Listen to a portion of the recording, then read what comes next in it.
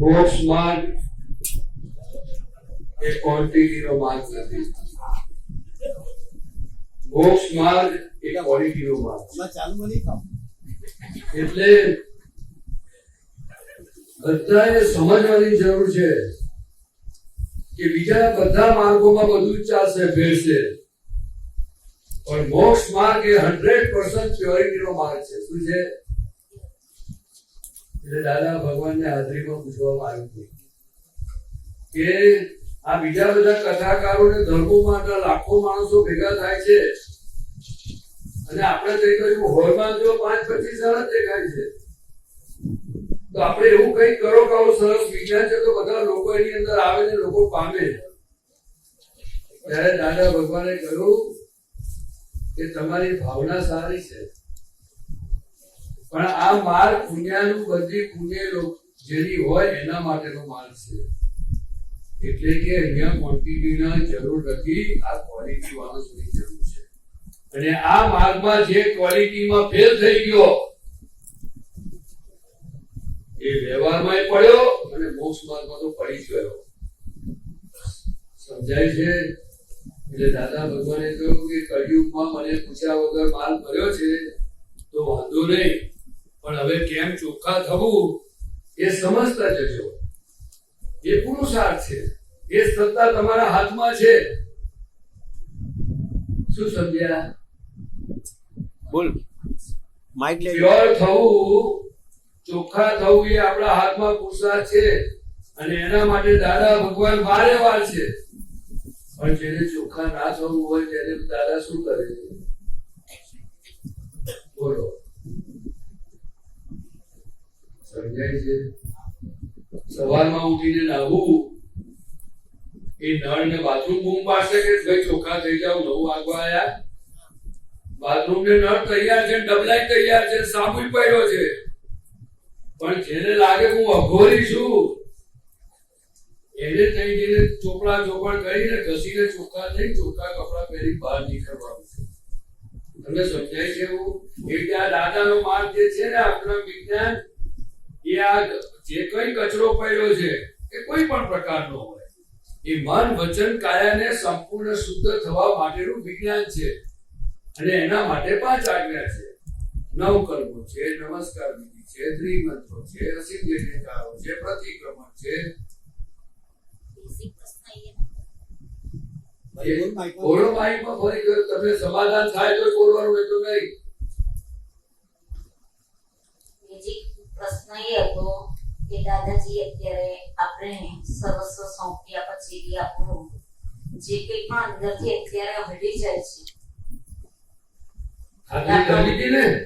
વિશ્વાસ જે તમે જ્ઞાની છો, તમને કહ્યું સાંભળજો.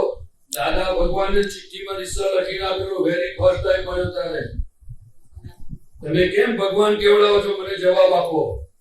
પણ એમને જવાબ મળે છે ને અનુભવથી આપ્યો. કેવો અનુભવ? ખાલી વિધિ કરાવે તે પણ મેં આખરી નથી કરી. દાદા ભગવાને નમસ્કાર કરું જેવું પેલું બોલાવતા હતા, પૂછો બિહારી આપણને. પણ જેવો એમને પહેલી વાર મળ્યો અને હું એમને ભૂલી શકતો જ નહોતો. અને જે કર્મ માર્ગમાં ભક્તિ કરતો હતો એ બધી ભક્તિ પર અભાવ નથી આવ્યો, પણ દાદા અને નમો હરિયંતાણમ આયા જ કરતું હતું. મેં મારી જિંદગીમાં નમો હરિયંતાણમ બોલ્યો નથી. એ વેરી ફર્સ્ટ ટાઈમ ની વાત કરું છું. એટલે હું તમને શું કહું છું, કોઈ પણ આ જગતમાં કે હું જ્ઞાની છું અને જો તમે સાચા અર્થમાં જો તમે ભક્ત હોય મોક્ષ માર્ગે છો તેની ખાતરી કરતા શીખો.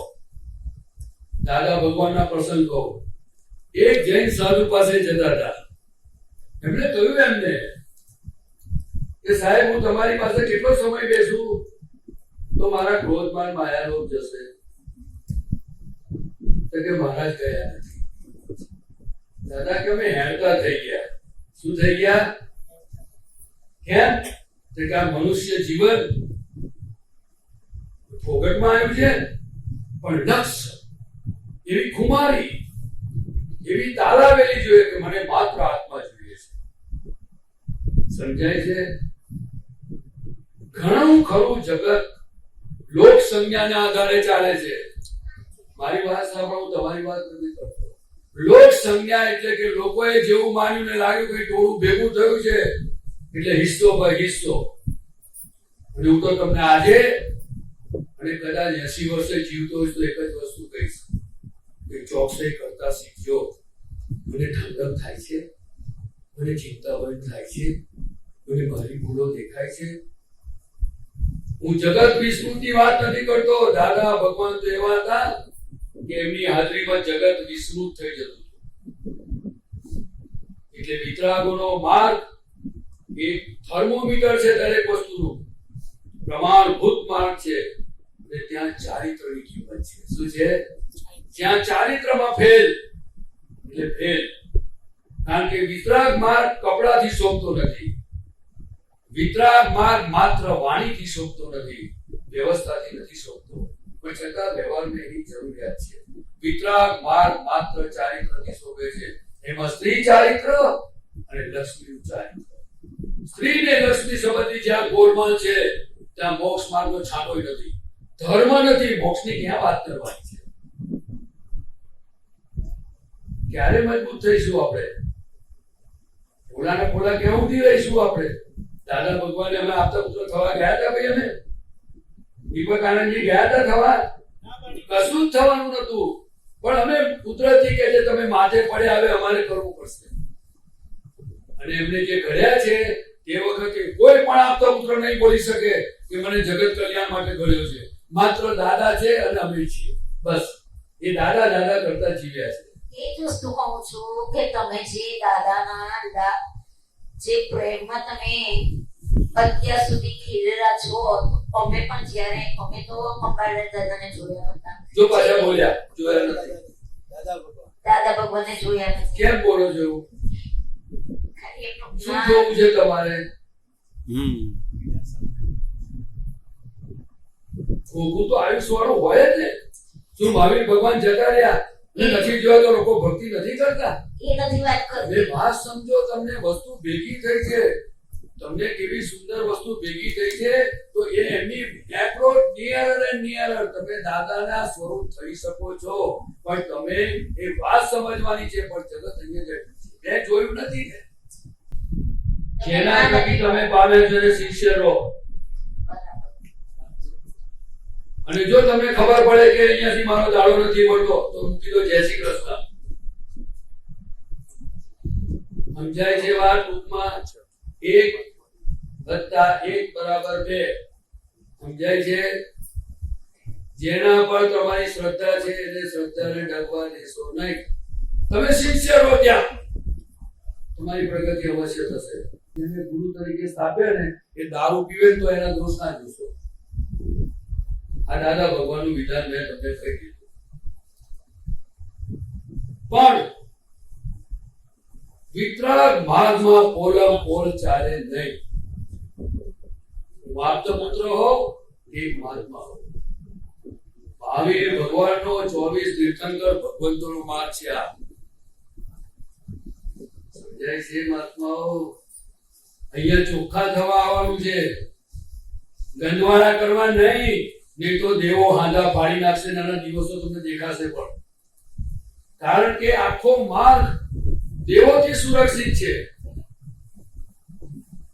અહીંયા કોઈનું આ હું બોલું છું ને મારું પણ ન ચલાવે, અને છતાંય પણ આપણે રક્ષાયેલા છે. કારણ કે દાદાની હાજરીમાં કહેવાતું હતું, સર્વદેવ લોકનો રાજીપો જ્ઞાની પર, એથી જ મહાત્માઓ ફરી શકે નીડર. આપણી નીડરતાને કુમારી શેના આધારે છે? દાદા ભગવાને દેવો સાથે કનેક્શન કરેલું છે કે મારા મહાત્માઓની ભૂલ ના જશો, કારણ કે કળિયુગના છે. આપણે બધા એમાં હું પહેલો આવી ગયો. પણ મહાત્માઓ વાતને સમજો. કર્મો કરાવું ને અનુમોદન કરવું. સ્થૂળ ભૂલ, સૂક્ષ્મ ભૂલ, સૂક્ષ્મતમ ભૂલ અને સૂક્ષ્મતર ભૂલ અને સૂક્ષ્મતમ ભૂલ. જ્ઞાની પુરુષે કહ્યો કે ભૂલોને ઓળખવાની અને ભૂલોથી મુક્ત થવાનો માર્ગ છે. અત્યારે બોલ્યા કે નહીં? બોલ્યા કે નહીં? ભૂલ એટલે શું? પહેલામાં પહેલી કઈ ભૂલ હશે? મેં તમને ગાળ દીધી. કઈ ભૂલ હશે? તમને અસર થઈ તો ભૂલ કઈ હશે તમારી કે હું નામ દે એટલે હું છું મને બોલે પહેલી ભૂલ. પછી જો તમે જ્ઞાન જાગૃતિ હોય તો તમે તરત અંદર બોલો તો શુદ્ધાત્મા છું. આ તો બહારના વાળાને ગાળ બોલે છે, મને તો જોતા જ નથી. પછી આને ઊભું થાય ત્યારે કેવું પડે કે તમે પહેલા ચોપડી હોય ત્યારે તમને ચોપડે ને આ હિસાબ ચૂકતે થઈ ગયો. આટલું જ્ઞાન શીખવા અહીંયા આવવાનું છે. અઘરું છે કે સહેલું છે બોલો? આટલી જ વાતમાં જો તમે આ એપ્લિકેશન કરો તો તમને શું રિઝલ્ટ મળે છે તમે અનુભવ કરજો. એટલે પ્રકૃતિનું ઉપરાણું મેળવવાની એવી જે વાતો કરીને એનો તમને સાર ટૂંકમાં કહી દીધો.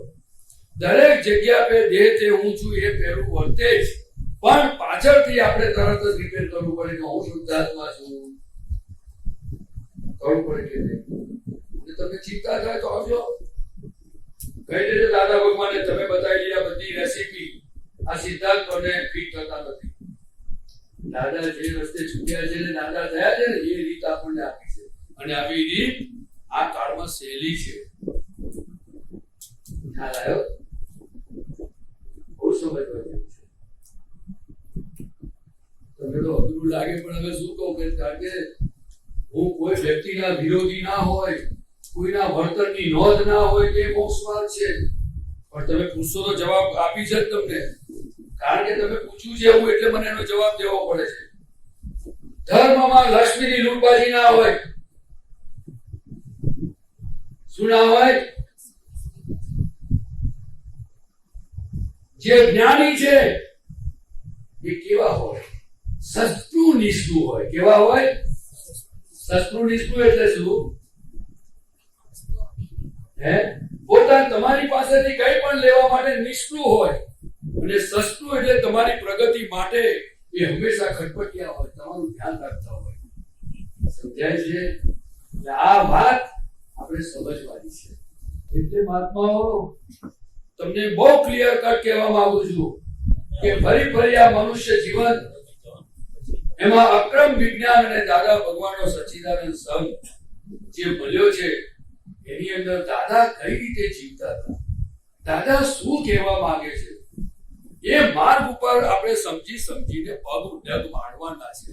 તો આપણે દાદા જેવા થઈ શકીશું. આપણે કોઈ શું કર્યું, કોઈ રૂપિયા લૂંટી ગયો, કોઈ સ્ત્રી લૂંટી ગયો, કોઈ આ કરી ગયો, કોઈ સંગના ટુકડા કરી ગયો, એની ભાંજગડોમાં આપણો ઉકેલ નહીં આવે.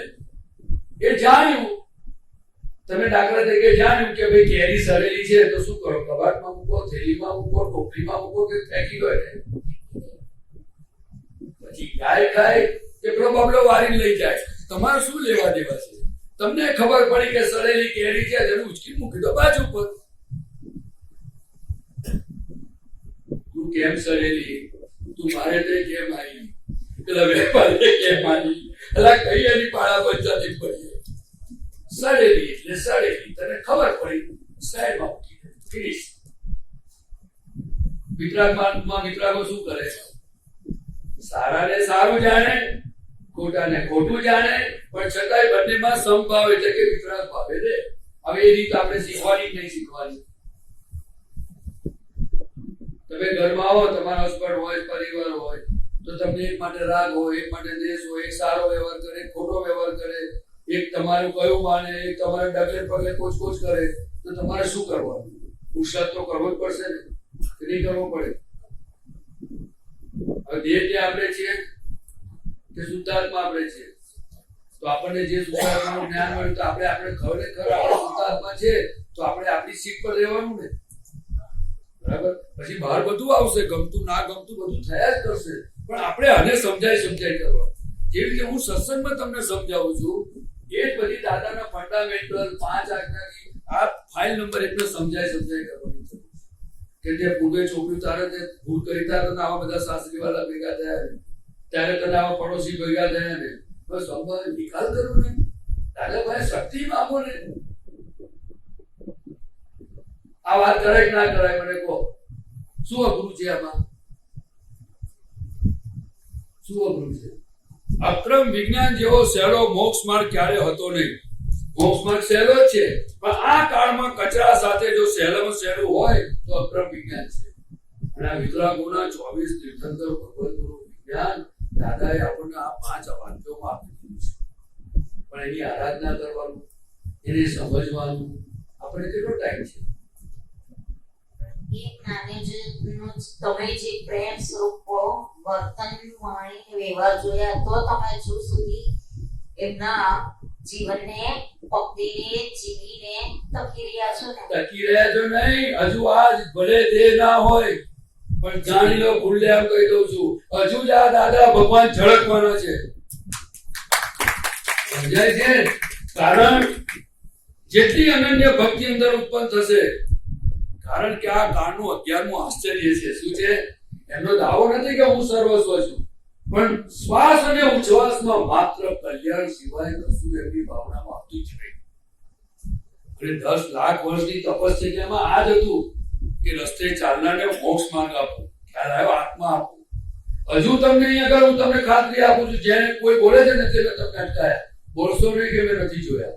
એક દિવસ તમને સપનામાં આવીને પણ તમને આ દર્શન આપશે. આ દાદો કે છેતરપિંડી વાળો છે?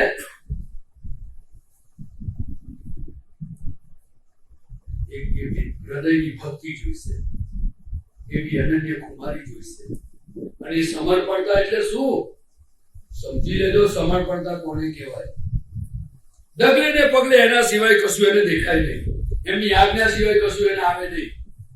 પોતાની 5 ભૂલો થાય ને તોય પણ પહેલી એમને યાદ કરે, દાદા ભૂલ થઈ છે, મને છોડાવો આમાંથી. સતત એના પરિચયમાં એની સાથે જોડાયેલો જ રહે, એવી એક સ્થિતિ છે જે ગૌતમ સ્વામીની ભવ્ય ભગવત હતી. જ્ઞાની પુરુષની વાણી નિમિત્ત નૈમિતિક હોય છે. એ જ્ઞાની પુરુષની વાણી પર ડાઉટ કરવો એ ભયંકર જોખમ છે. આજે મને આપતા પુત્ર કયો, પણ પાછળ શું બોલ્યા છે ખબર છે? બોલું? આપતા પુત્ર એને કહેવાય કે જે પોતાની જાતને છેતરે નહીં. એનું સ્લોગન પાછળ છે ક્લિયરિટીનું. છે આપતા પુત્ર એને કહેવાય છે કે જ્યારે એને જરૂર પડે કોઈને ત્યારે એને બોલાવો ના પડે, એની મેરે હાજર જ હોય. આપતા પુત્ર એને કહેવાય કે સ્ત્રી ને લક્ષ્મી સંબંધમાં બહુ પ્યોર અને જાગૃત હોય. સમજાય છે? થ્રી વિઝન તો એના આંખમાં આમ હાજર ને હાજર હોય. એને કોઈ પુત્ર એને મૂંઝવી ના શકે. આપતા પુત્ર લેવલ નથી. વિશ્વાસ કરવા યોગ્ય પદ આપેલું છે. એટલે શું? કે તમને મારા પર વિશ્વાસ રાખો, એ બોલવું પડે ને, એટલે સમજી જજો કે એ કશું બલિવાર નથી.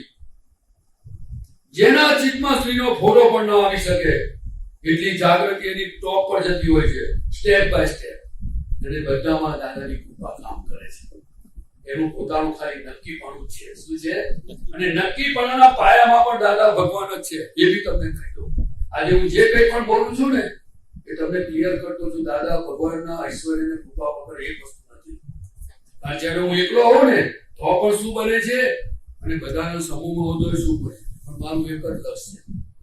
દાદા ભગવાન થકી પ્યોર વિતરાગ માર્ગને ઇમ્પ્યોર કરવાની કોઈ કોશિશ ના કરશો. તમારાથી થાય તો સપોર્ટ કરજો. શું કહું છું? આ પૂજાનો ને ઇમ્પ્યોર કરવાનો માર્ગ ન હોય. તમને હાથ જોડું છું, ના ગમે તો ચૂડિયા મારજો, પણ આ પ્યોર માર્ગને ડેમેજ ના કરશો. એ ત્યારે જોખમદારી તમને ખબર નથી કે શું પરિણામ આવશે. આપણે ખરેખર પ્યોરિટીને સપોર્ટ કરવો જોઈએ કે ના કરવો જોઈએ? બોલો. આજે દાદા ભગવાન સ્થાપિત સંઘ અને એને આપેલી આજ્ઞા અને એમના વચનોને આપણે દિવસે એની આરાધના કરવી જોઈએ કે ના કરવી જોઈએ? એમને આપણી પાસે પૈસા માંગ્યા છે? શું માંગ્યું છે પુરુષે? અને જે બોલ્યા છે તેની માલિકીનો દાવો કર્યો છે કે આ હું જ છું. તમે બધા આવા છે એવું બોલ્યા છે કે જે મેં પાણીના પણ માલિક નથી. શું કે છે? હવે પ્યોર દાદા ભગવાનને છિન્ન ભિન્ન કરવાની, આ માર્ગને વેર વિખેર કરવાની કોશિશ પણ એ હોય જ. જો મહાભારતની અંદર કૌરવ અને પાંડવો હોય તો આ કળિયુગ છે. સતયુગમાં જો બન્યું તો કળિયુગમાં કેમ ના બને? બધું જ બની શકે. પણ 5 આજ્ઞા રૂપી પાંડવો જ્યાં હાજર છે, દાદા ભગવાન જેવા જ્યાં કૃષ્ણ હાજર છે, એક પણ કસાયોને થી ભરેલું બધાનતવાળું પૂતગલ ટકી શકવાનું જ નથી. કદાચ પુણ્યના ઉદયથી 2-5 વર્ષ ચમકારા મારશે, દુકાન ખુલશે તો દુકાનો બંધ થઈ જશે. લખી રાખજો. કારણ કે દાદાએ જીવતા જ કહ્યું કે આ પટેલ જુદા અને અમે જુદા. અમે કોઈ ચીજના માલિક થયા નથી. અમે માત્ર બસ પટેલની કઈ કઈ ભૂલો હજુ પણ છે એને જોઈને અમે દાદા ભગવાને નમસ્કાર કરીને એ રૂપ થવા માટે આ પટેલને નિરંતર જોયા કરીએ છીએ. એમનું ઉપરાણું લીધું નથી. ભૂકો પીતા હતા ત્યારે પણ કહ્યું આ મારી ખુલ્લી નબળાઈ છે. બીડી પીતા હતા અમારી ખુલ્લી નબળાઈ છે. ક્યારે એને નબળાઈનો ઉપકાર વધુ લીધું નથી. સમજાય? જ્યારે જ્ઞાન આપતા હતા એ વાત કરું હવે, ત્યારે પણ એમણે કહ્યું કે આ જે જ્ઞાન આપે છે ને એ જુદા અમે જુદા. સમજાય? અમે જ્ઞાન આપનારા નથી.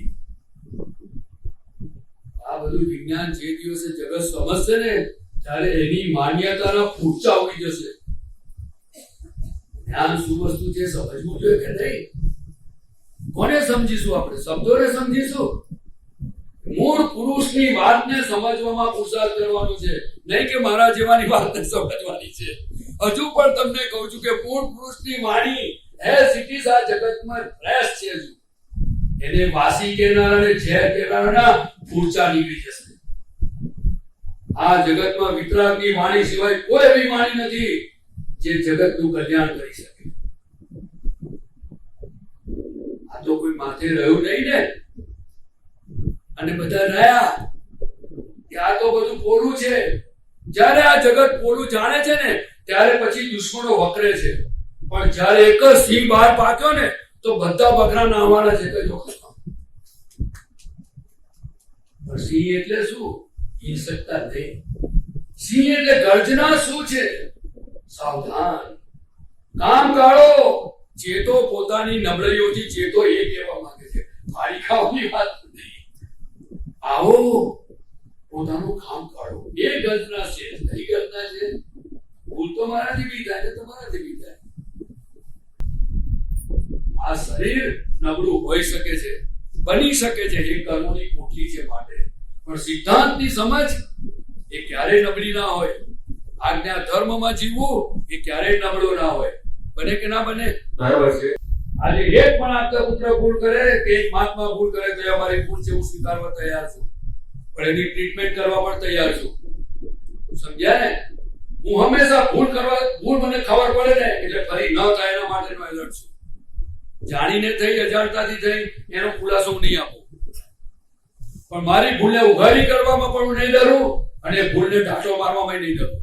જે દિવસે તમારા હૃદયમાં જાગૃતિ આવશે, જે દિવસે તમારા હૃદયમાં ખુમારી આવશે કે મને પ્યોરિટી તરફ જવું છે, મને દાદા જેવા થવું છે, મને માર્ગને સમજવું છે, મારે દાદાના માર્ગમાં કલ્યાણમાં નિમિત્ત બનવું છે, જે દિવસે એવી ભાવના થશે ને ત્યારે તમને પુત્રજાનું નિમિત્ત ભેગું કરશે.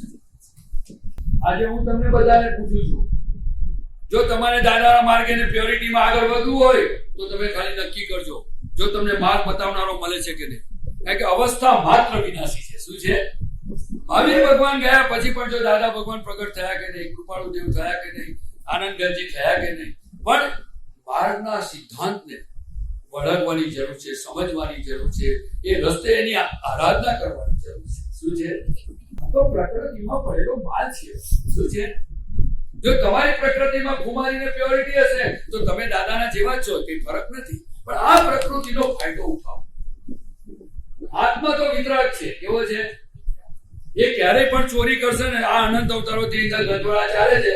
આત્મા બોલે છે કશું કે કેમ બાપને છેતર્યા, કેમ કોલેજમાં ભણવાની જગ્યાએ રખડવા ગયો, કશું બોલે છે આત્મા? પણ દાદા ભગવાન ખટપટિયા વિતરાગ હતા. માટે હું તમને ફરી કહું છું કે તમે સિદ્ધાંતને સમજો, તમે દાદાની વાતોને સમજો. એવું નથી કહેતો કે બધી વાતોને સમજો. બોલો. હવે એ જ વસ્તુ છે કે અત્યારે અમારા જેવા છે દાદાના વીરોમાં અત્યારે જે અત્યાર છે, પણ હવે આવનારી પેઢી અમારા જેવો હાર ન થાય એના માટે બધા ભેગા થઈને શું કરશે? સૌને તમને સ્પષ્ટ કહી દઉં કે જેવું તમારી ભાવના એવા નિમિત્તો તમને મળી આવ્યા. કુદરતી રચના વાંચતો નતો કે મને ભગવાન મળશે, પણ મને મળી ગયા. મને ખબર નથી કે હું આપતા પુત્ર થઈશ, પણ આપતા પુત્રોનો એટલો બધો પ્રેમ મળ્યો કે તમે આ જે બેઠા છે એને પૂછો કે મને કેટલો સાચવ્યો છે, પૂછો એમને. આજે તો એમને વર્ષમાં કેટલી વાર મળું છું. નહીં, તમે વ્યવહારથી વાત કરો, વ્યવહારથી વાત કરો. દાદાની હાજરીમાં એટલે એક આપતા પુત્રો એ આજે જે દાખલા તરીકે નથી એક્સપાયર થઈ ગયા છે કુળદીપક, એવા બી આપતા પુત્રોનો મારો પરિચય છે. પણ મારું કહેવા શું માંગુ છું કે ઉપકાર દ્રષ્ટિ, પછી બીજું કુદરતમાં એવિડન્સ, અને ત્રીજી વસ્તુ દાદાની કૃપા કે જેણે એને પ્રેમથી અમને ખેંચી રાખ્યા, મારા જેવાને બધાને. ખ્યાલ આવ્યો? એટલે તમે એની ચિંતા ન કરશો. મહાવીર ભગવાન કહ્યા ભાઈ કે અંધારું નથી થઈ ગયું, 2200 વર્ષ અંધારું રહ્યું, પણ દાદાની નિમિત્તે અજવાળું થયું ને, હજુ ઘણું અજવાળું થવાનું છે. આ અક્રમ વિજ્ઞાન પર જેટલા લોકો ટેકલા નાખશે ને એટલો પ્રકાશ વધશે. પણ હવે આવનારી જે કોઈ પણ અમારા પછીની કે અમારી સાથે જે છે તેને આ પરિસ્થિતિઓનો સામનો ફરીથી ના કરવો પડે તેના માટે શું તમે કરશો? કશો સામનો કરવાની વાત જ ના કરશો. જગત સદાય માટે આવું ચાલતું જ રહ્યું છે, પણ જેને પ્યોરિટીના માર્ગે જવું છે એને એવા નિમિત્તો મળશે, જેને ગંજવાળા કરવા છે એને એવા નિમિત્તો મળશે. નિમિત્ત છે, અને નિમિત્ત હંમેશા નિર્દોષ હોય છે. કેવું હોય છે? પોતાના કર્મો ખપાવે છે. આજે દાખલા તરીકે કોઈ કરોડો રૂપિયા લૂંટી લીધા, એના કર્મો ખપ્યા છે, પણ તમારી દ્રષ્ટિ તો જોઈશે ને. પણ વ્યવહાર દ્રષ્ટિ અને નિશ્ચય દ્રષ્ટિ બે સાથે જોશો તો જ આપણે સલામત છે. શું છે? પણ તમે અત્યારે બી એમના પ્રેમમાં જીવંત છો. જ્યારે અમે કેવા થઈ ગયા છે એ અમારું અંદરનું જ જાણે પણ છતાં હું ના પાડું છું. તમને કેમ ના પાડું છું કે તમે એ પ્રેમ છોડશો નહીં.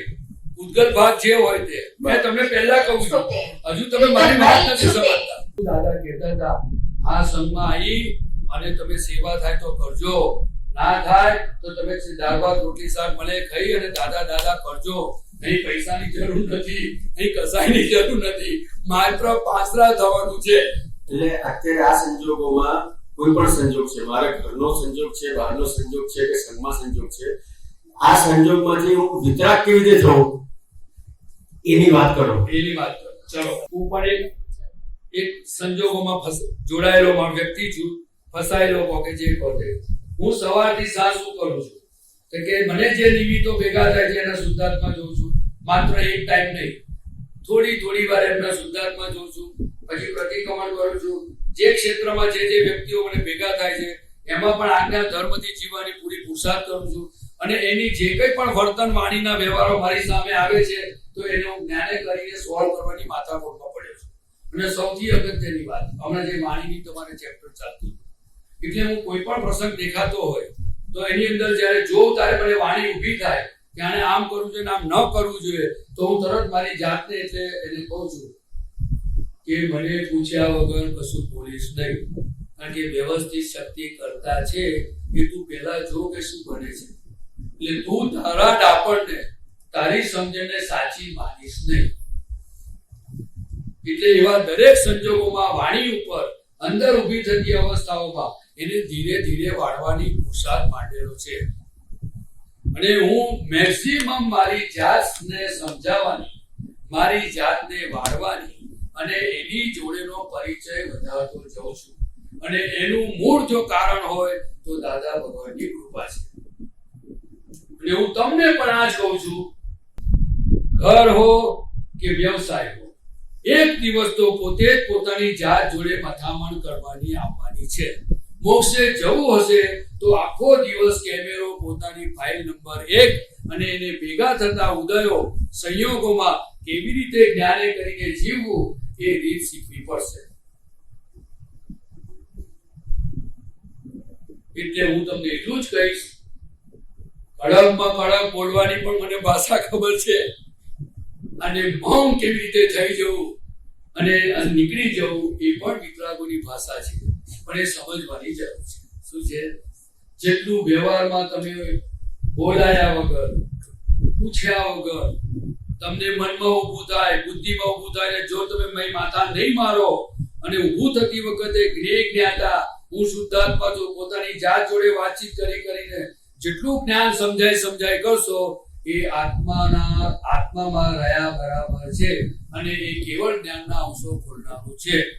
કારણ કે જ્યારે ત્યારે અહીંયા ચોખ્ખું થવું જોઈશે. સમજાય છે? આ તમને મેં કહી દીધું. હજુ વધારે પૂછવું હોય તો પૂછો. બધો જ માલ સામાન દાદા ભગવાનનો છે. મારી પાસે ખાલી ઝેરોક્સ કોપી છે. પણ ટેસ્ટેડ થવું એ આપણા હાથની વાત છે. એ આપણા નક્કીપણા પર છે.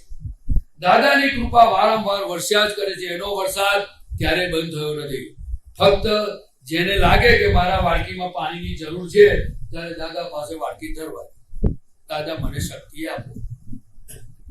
તમને જો દાદામાં પ્રેમ હોય તો ફાયદો ઉઠાવજો. જો તમારું કામ પૂરું થઈ ગયું હોય તો પછી તમારે કેવો વ્યવહાર કરવો હોય તમારે નક્કી કરવા.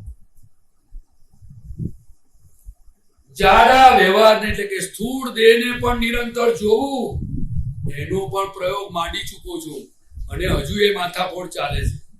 પણ મારું લક્ષ્ય છે જ્યાં સુધી દાદાના આશય પ્રમાણે દાદાના કયા પ્રમાણે જ્યાં સુધી આ પરફેક્શન ન થયું ત્યાં સુધી એનો છેડો મૂકવું નહીં. અને એનું સર્ટિફિકેટ માંગવા નહીં જવું પડે.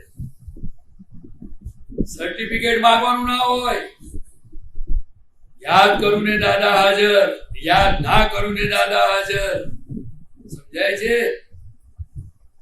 જો મારું રક્ષણ ના કરે તો એ મારા નો. ખ્યાલ આવ્યો? જેને એના જેવું થવું છે, માર્ગે ચાલવું જેવું, જેનો દ્રઢ નિશ્ચય નથી એ દાદાનો નથી. શું કહું છું? જેને દાદાની આજ્ઞા પાળવાનો, દાદા જેવા થવાનો જેનો નિશ્ચય નથી એ દાદાનો નથી જ. આ દાદાનો વિચારો નથી. દાદા તો કેટલું કડક બોલતા હતા, સાંભળ્યું છે? મહાવીર થવું એ મહાવીર ભગવાનનું લાયસન્સ નથી. કોઈ પણ મહાવીર થઈ શકે છે, પણ ક્યારે? જે રસ્તે મહાવીર થયા એ જ રસ્તે ચાલવાથી મહાવીર થવાય. તો હું તમને શું વિનંતી કરું છું કે મારી વાત પર ભરોસો કરશો નહીં.